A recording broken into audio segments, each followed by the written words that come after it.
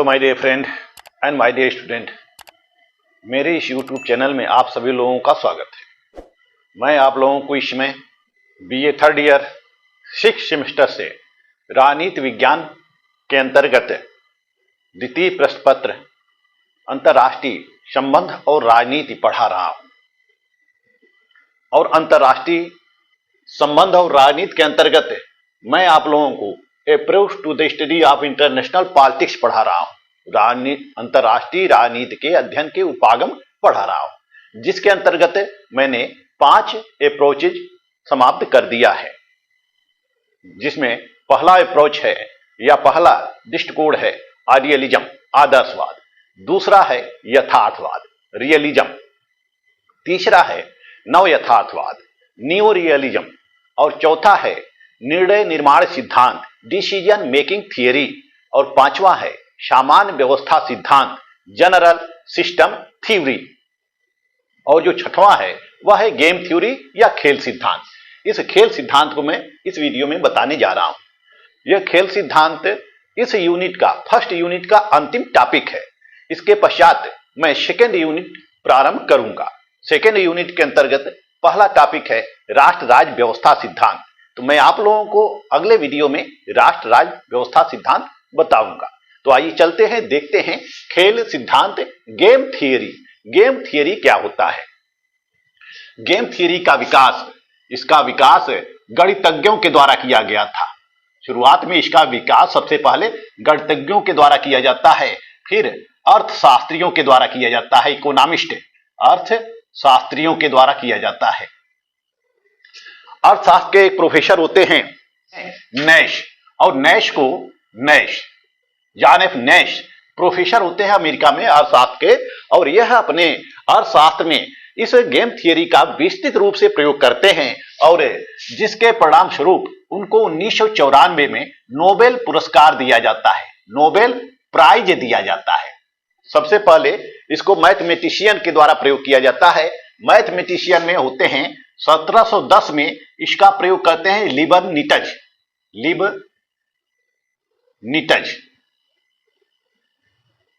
लीबनिटज इसका प्रयोग करते हैं। इसके पश्चात यह सिद्धांत अन्य विषयों में समाहित होने लगा। अंतरराष्ट्रीय राजनीति में इस सिद्धांत का प्रयोग सुबिक के द्वारा किया जाता है। इसमें सुबिक के द्वारा किया जाता है। सुबिक ये अंतरराष्ट्रीय राजनीति के प्रोफेसर होते हैं। सुबिक के द्वारा किया जाता है, कार्ल ड्यूस के द्वारा किया जाता है। कार्ल ड्यूस या इसको डायस भी कहते हैं, कार्ल ड्यूस के द्वारा किया जाता है। और ऑस्कर मोर्गेनस्टर्न के द्वारा किया जाता है, ऑस्कर मोर्गेनस्टर्न के द्वारा किया जाता है। बर्न्स और क्वांट ये विभिन्न विचारक होते हैं, ये विभिन्न राजनीति शास्त्री होते हैं, विभिन्न राजनीति शास्त्र के प्रोफेसर होते हैं, विद्वान होते हैं। और इन्हीं के द्वारा गेम थ्योरी को इंटरनेशनल पॉलिटिक्स में लाया गया। इंटरनेशनल पॉलिटिक्स में इन्हीं के द्वारा लाया जाता है, इन्हीं विद्वानों के द्वारा लाया जाता है।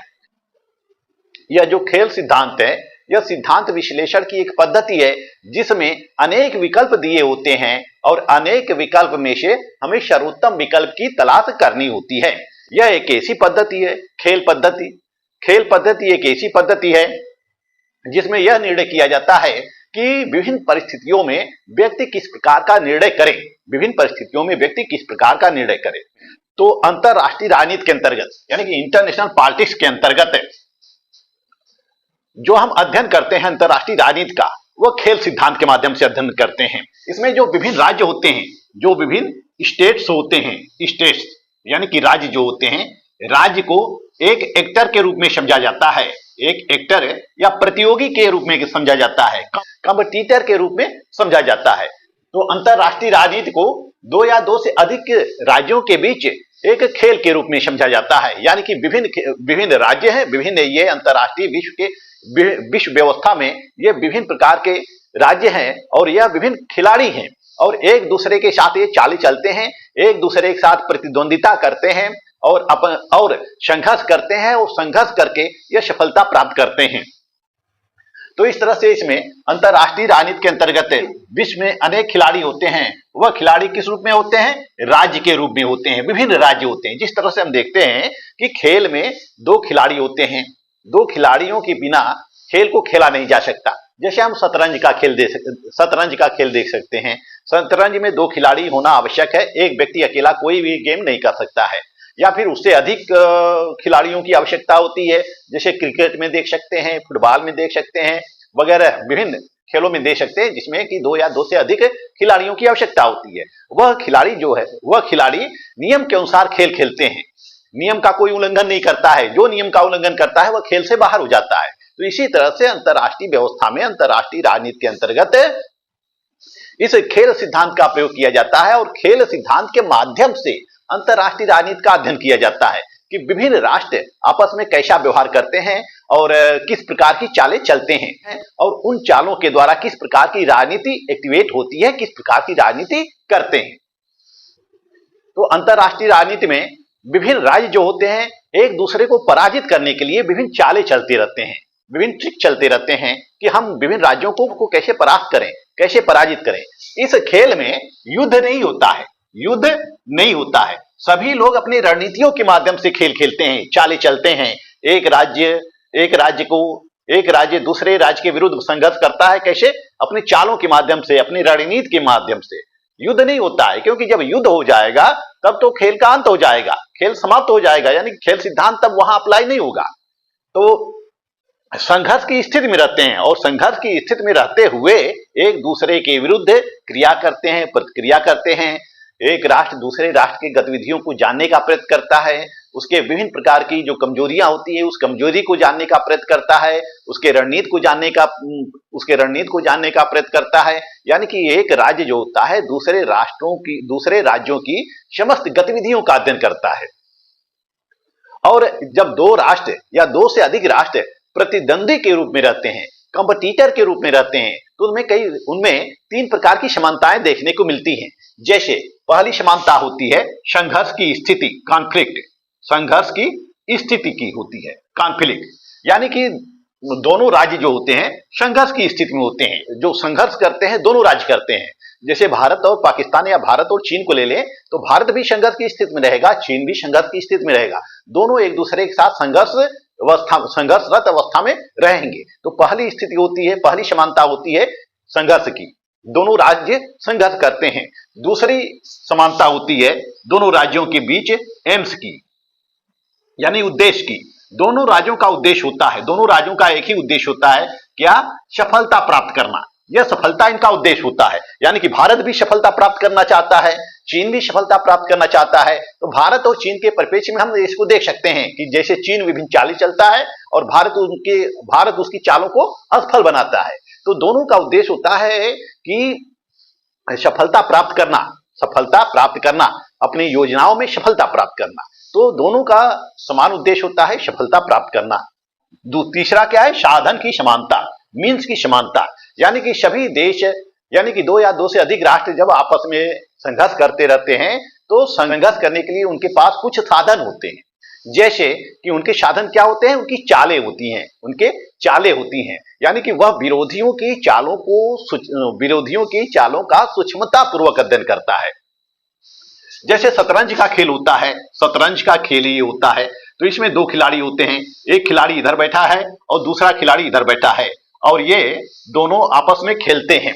तो यह जो खिलाड़ी होगा इसकी चालों को समझेगा कि यह क्या करने वाला है, और उसके अनुसार यह रणनीति बनाएगा, उसके अनुसार यह चाल करेगा। यानी कि इसके मानसिकता का अध्ययन करेगा कि यह कब कौन सी चाल चलने वाला है, तो उस चाल को काटने के लिए यह अपनी दूसरी चाल चलेगा।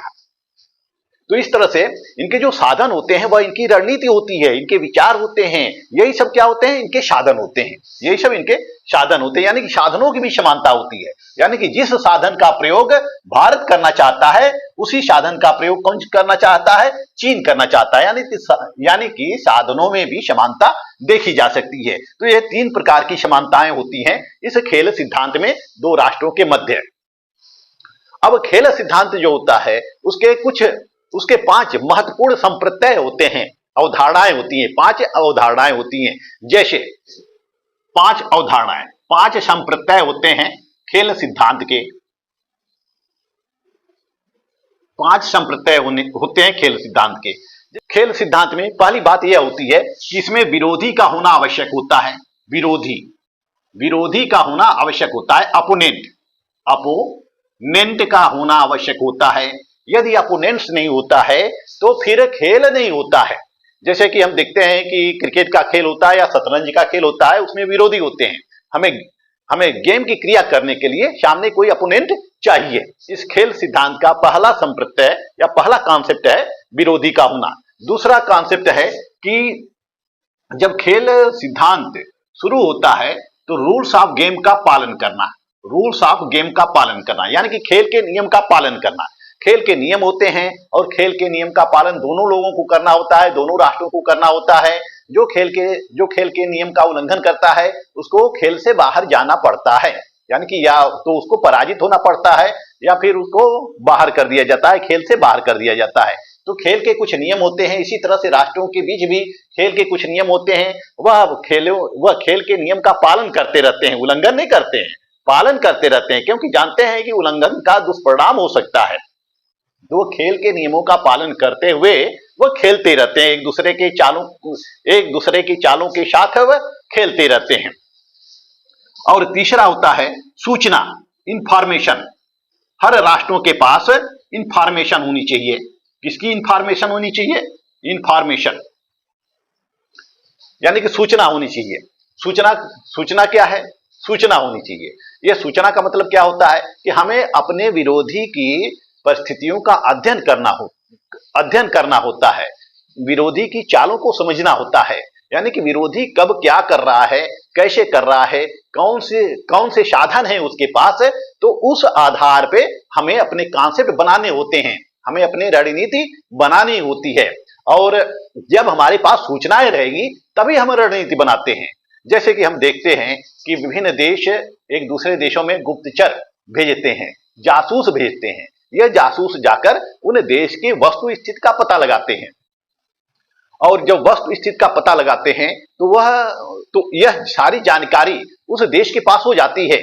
जिस देश का जासूस होता है उस देश के पास सारी जानकारी इकट्ठा हो जाती है, और जब इकट्ठा हो जाती है तो उस आधार पर, अपनी सूचना के आधार पर वह रणनीति बनाता है, यानी कि स्ट्रेटेजी बनाता है। रणनीति कैसे बनाएगा?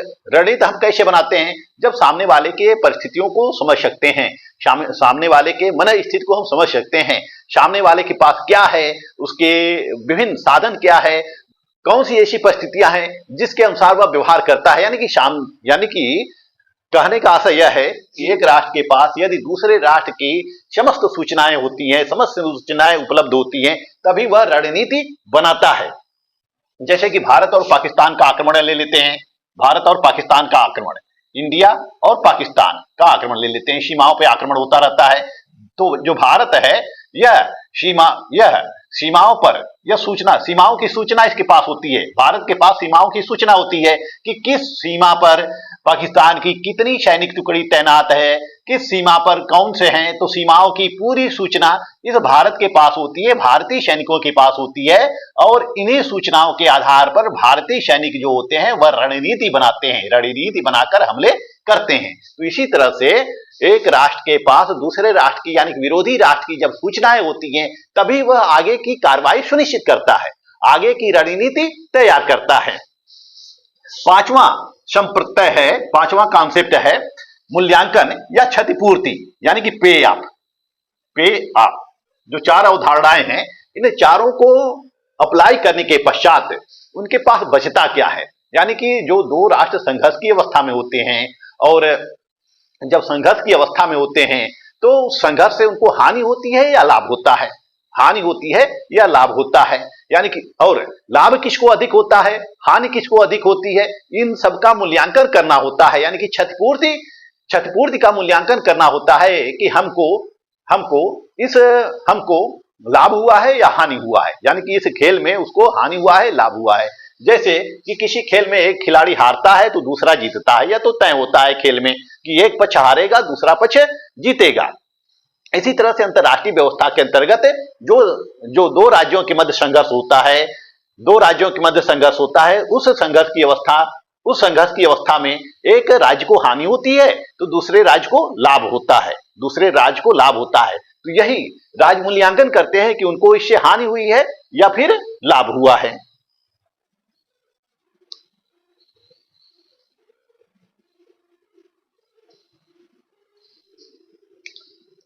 और इस खेल सिद्धांत में, गेम थ्योरी में 3 प्रकार के खेल होते हैं। पहला खेल होता है जीरो सम गेम। पहला जीरो सम गेम, पहला खेल जीरो सम गेम। यह जीरो सम गेम जो होता है, इसमें एक पक्ष की विजय होती है, दूसरे पक्ष की हानि होती है, तो इसको जीरो सम गेम कहते हैं। जीरो सम गेम कहते हैं, यानी कि दूसरे पक्ष को हानि हुई है, दूसरे पक्ष को लाभ हुआ है। तो जब एक राज्य की विजय होती है, जब एक राज्य को हानि होता है और दूसरे राज्य को लाभ होता है, तो इस क्रिया को हम जीरो सम गेम कहते हैं। दूसरा है कांस्टेंट सम गेम, सतत, इसको हम कहते हैं सतत जोड़ खेल, और इसको कहते हैं शून्य जोड़ खेल। शून्य जोड़ खेल, यह जो कांस्टेंट सम गेम होता है, इसके अंतर्गत किसी भी पक्ष को हानि नहीं होती है, इसके अंतर्गत किसी भी पक्ष को हानि नहीं होती है, बल्कि परस्पर सहयोग के द्वारा दोनों लाभ प्राप्त करते हैं। दोनों लाभ प्राप्त करते हैं किसके द्वारा? सहयोग के द्वारा। विभिन्न प्रकार के सहयोग करते रहते हैं और सहयोग करके दोनों को लाभ होता है, किसी भी पक्ष को हानि नहीं होती है। तीसरा है non zero sum game, non zero sum game. यह जो नॉन जीरो सम गेम होता है, इसमें दोनों की बीच की स्थिति होती है, इसके दोनों की बीच की स्थिति होती है, तो इसको हम नॉन जीरो सम गेम कहते हैं, यानी कि अशून्य जोड़ खेल कहते हैं। हिंदी में इसको क्या कहेंगे? अशून्य जोड़ खेल, अशून्य जोड़ खेल कहेंगे हिंदी में इसको।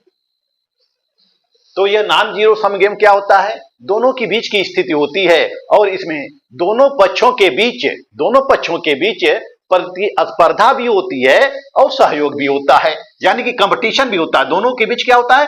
प्रतिस्पर्धा भी हो सकता है, कंपटीशन भी हो सकता है और कोऑपरेशन भी हो सकता है, सहयोग भी हो सकता है।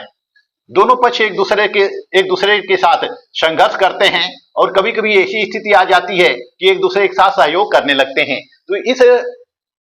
तो इस प्रक्रिया को हम नॉन जीरो सम गेम कहते हैं। इस खेल में किसी भी पक्ष को हानि हो सकती है, और लाभ भी हो सकता है। यह दोनों की स्थिति होती है, यानी कि हानि भी हो सकता है और लाभ भी हो सकता है। इसमें किसी की पराजय नहीं होती है, इसमें कोई पक्ष हारता नहीं है, बल्कि दोनों पक्षों को हानि भी हो सकता है और लाभ हो सकता है। लाभ हो सकता है तो दोनों पक्षों को हो सकता है, हानि हो सकती है तो दोनों पक्षों को हानि हो सकती है। कोई पक्ष इसमें हारता नहीं है, या फिर एक को लाभ हो सकता है तो दूसरे को हानि होती है। कई परिस्थितियां ऐसी बन सकती हैं अशून्य जोड़ खेल के अंतर्गत। तो इस तरह से गेम सिद्धांत के अंतर्गत 3 प्रकार के खेलों का वर्णन किया गया है, 3 प्रकार के खेल बताए गए हैं। पहला जीरो सम गेम, दूसरा कांस्टेंट सम गेम, तीसरा नॉन जीरो सम गेम। जैसा कि मार्टन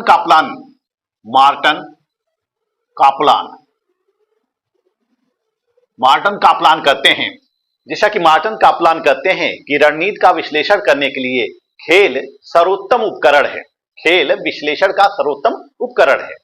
तो जो अंतरराष्ट्रीय राजनीति के अंतर्गत विभिन्न राज्यों के मध्य संघर्ष होते हैं, उस संघर्ष में 5 बातों को ध्यान में रखा जाता है, 5 तथ्यों को ध्यान में रखा जाता है। जैसे कि पहला है कि आपके पास युक्तियां कौन सी हैं, युक्तियां या डिवाइस या उपाय या साधन, इसको कह सकते हैं। युक्तियां, आपके पास युक्तियां कौन कौन सी हैं। दूसरा तथ्य यह ध्यान में रखा जाता है कि आपके विरोधी के पास या शत्रु के पास कौन कौन सी युक्तियां हैं, विरोधी के पास कौन कौन सी युक्तियां हैं। तीसरी बात यह ध्यान में रखी जाती है कि दोनों युक्तियों में कौन सी युक्ति बेहतर है, यानी कि कौन सी युक्ति बेहतर है जिसके द्वारा हम विरोधी को परास्त कर सकते हैं। ऐसा ना हो कि हम परास्त हो जाए, बल्कि हमारे पास विरोधियों की अपेक्षा बेहतर युक्ति होनी चाहिए, बेहतर निर्णय की स्थिति में हो सके, बेहतर डिसीजन लेने की स्थिति में हो सके, बेहतर कार्य करने की स्थिति में हो सके, बेहतर साधन हमारे पास हो सके, तभी हम विरोधियों को परास्त कर सकते हैं, विरोधियों को पराजित कर सकते हैं। चौथी बात यह ध्यान में रखी जाती है कि जो युक्तियों का प्रयोग जो किया जाता है या दोनों राज्यों के मध्य जो संघर्ष की स्थिति उत्पन्न होती है, उस संघर्ष की स्थिति से हानि किसको होता है और किसको लाभ होता है, यानी कि हानि लाभ को ध्यान में रखा जाता है कि दो राज्यों के मध्य जो संघर्ष होता है उस संघर्ष में किस राज्य को हानि होता है और किस राज्य को लाभ होता है।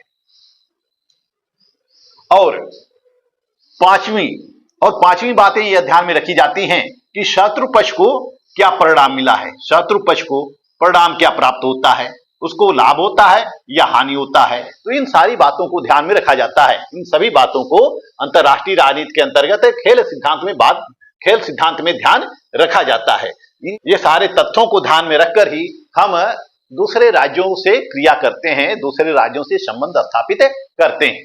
इस तरह से हम देखते हैं कि अंतरराष्ट्रीय राजनीति के अंतर्गत विभिन्न राज्यों के मध्य संघर्ष होते रहते हैं, और वह एक दूसरे को परास्त करने के लिए विभिन्न चालें चलते हैं, ट्रिक चलते हैं, यानी कि अपने शत्रु को परास्त करने के लिए विभिन्न प्रकार के उपाय अपनाते हैं। और इसके लिए सबसे महत्वपूर्ण यह होता है कि चाल चलने के पूर्व शत्रु के संसाधन को देखा जाए, संसाधनों का निरीक्षण किया जाए, उनके रणनीति का निरीक्षण किया जाए, उनके शक्ति का निरीक्षण किया जाए, उनके नीतियों का निरीक्षण किया जाए, उनकी परिस्थितियों का निरीक्षण किया जाए। इन बातों को ध्यान में रखकर ही एक राज्य दूसरे राज्य के साथ चालें चलता है या रणनीति अपनाता है। और जो अंतरराष्ट्रीय राजनीति के अंतर्गत जो संघर्ष होता है, तो इस संघर्ष में किसी पक्ष को हानि होता है और किसी पक्ष को लाभ होता है। तो अंतरराष्ट्रीय राजनीति में खेल सिद्धांत विभिन्न राज्यों को एक कंपटीटर मानता है, एक प्रतियोगी मानता है कि विभिन्न राज्य आपस में प्रतियोगिता करते रहते हैं और एक दूसरे की सूचनाएं एकत्रित करते रहते हैं। उसके आधार पर वह रणनीतियां बनाते रहते हैं और अपनी रणनीतियों को अप्लाई करते रहते हैं। तो अंतरराष्ट्रीय राजनीति में खेल सिद्धांत अंतरराष्ट्रीय राजनीति को एक खेल मानता है, एक गेम मानता है। यह राजनीति को क्या मानता है? राजनीति को क्या मानता है? यह एक खेल मानता है, गेम मानता है, और गेम मानकर इस राजनीति का अध्ययन करता है। तो खेल सिद्धांत में बस इतना ही। मैं आशा करता हूं आप लोगों को यह खेल सिद्धांत समझ में आ गया होगा। मेरा वीडियो आपको अच्छा लगे तो मेरे चैनल को लाइक, सब्सक्राइब और शेयर करते रहिए। मिलते हैं नेक्स्ट वीडियो में, तब तक के लिए धन्यवाद।